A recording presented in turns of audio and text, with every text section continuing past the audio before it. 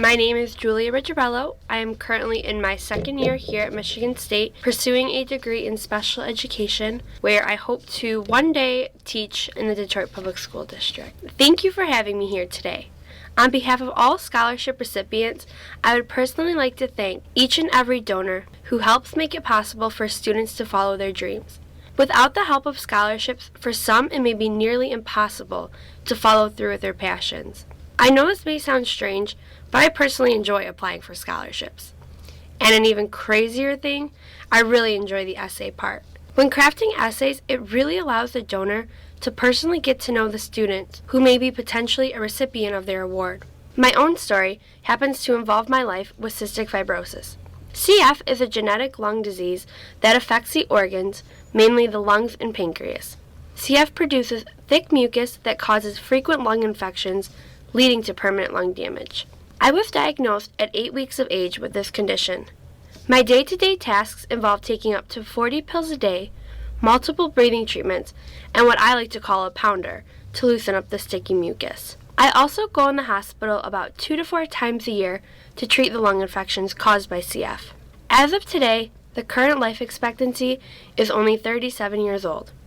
However, I don't live my life being another statistic. I live my life to the fullest, waking up each morning extremely grateful to be alive. A couple of years ago, I attended a leadership conference where for the entire week we had to create what was known as a B goal, something that we had to get better every day at. I chose my B goal to be alive. Through this goal, I was going to live a healthy, confident life, one that far surpassed 37 and reached until I was 93. That's what I told people, 93. I wasn't going to have someone tell me when my time was up. That was for me to decide. To follow along with my B goal, I lived my daily life to its fullest potential. However, I realized that high school graduation was soon approaching, and I needed to decide where I would go to college.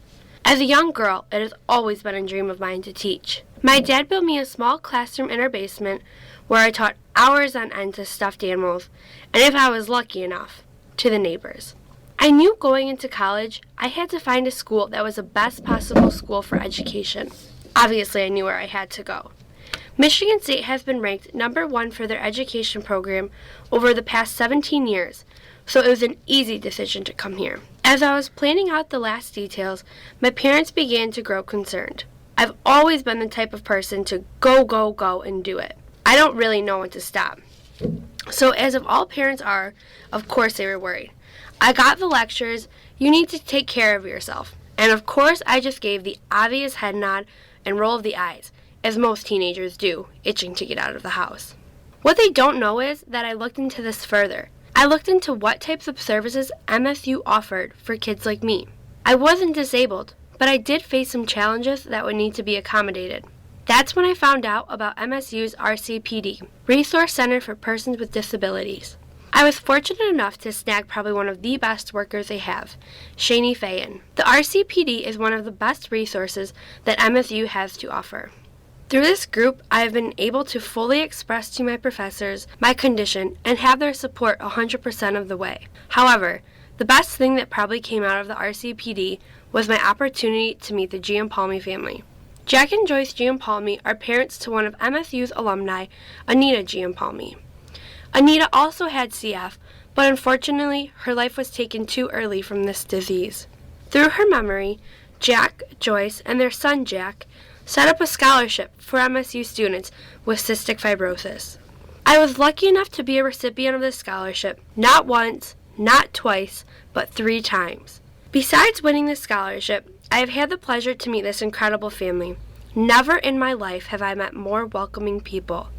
I can truly say that I love the Giampalmis like my own family. Their kind nature and warm-heartedness are things I truly can't reflect through a speech. They have always been my biggest cheerleaders.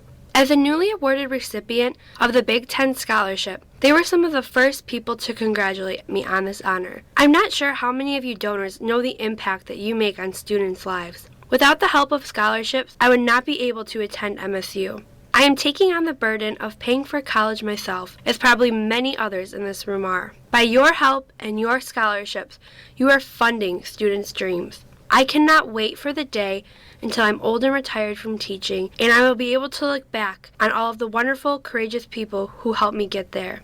I would just like to say thank you again from the bottom of my heart for all that you do. All that you do is extremely appreciated, and myself, I hope one day to give back to students as well. Thank you again, and enjoy the rest of your day.